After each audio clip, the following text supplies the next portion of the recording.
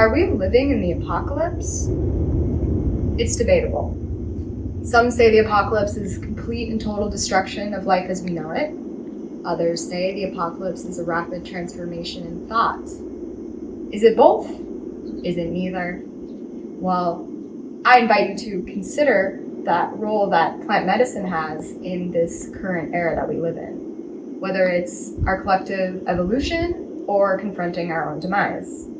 This is some of the concept behind Herbs for the Apocalypse, which is a women-crafted, botanically infused indie graphic novel, which has been created by myself and Rokaya Taki, the talented illustrator. The tale follows Sophia Spinoza, who is a dreamer rooted by her love of plant life, and her muses return the wisdom with whispers of knowledge from the earth.